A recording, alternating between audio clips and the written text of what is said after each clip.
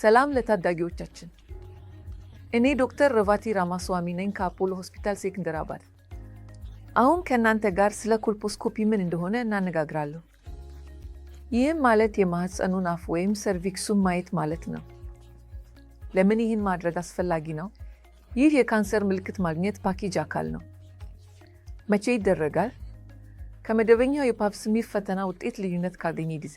ፓፕ ስሚር በሁሉም የታወቀ ለሴቶች የማህፀኑን አፍ ወይም ሰርቪክሱን ለካንሰር ምርመራ የሚደረግ መሰረታዊ ፈተና ነው።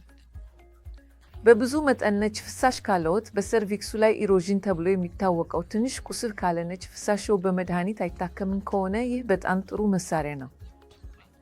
እና እንዴት ነው የሚደረገው? በቀላሉ የሚደረግ ሂደት ሲሆን የማህፀኑ አፍ በማይክሮስኮፕ በትክክል ይመረምራል። ቀላል የሆኑ ኬሚካሎችን በቁስሉ ላይ እንቀበላለን፣ እንመረምራለን፣ ጥቂት ክፍሎችንም እንወስዳለን። ምናልባት ይህን ሰርቪካል ባዮፕሲ ብለን እንጠራዋለን። ከቁስሉ ቢኖር በበረዶን ደግማው ቁስሉ ፈጽሞ እንዲድን እንደምንደርገው ነው።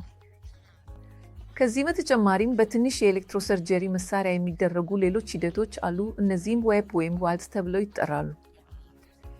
ለምን እነዚህ ነገሮች ይደረጋሉ? እነዚህ የሚደረጉት የካንሰር ቀደም ሲል ለማከል ነው። ይህም ካንሰር አልተፈጠረም፣ ነገር ግን በሚቀጥለው ጥቂት ዓመታት ውስጥ ሊኖር ይችላል።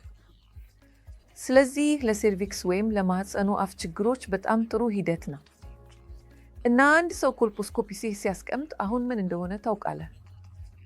አመሰግናለሁ ጓደኞች።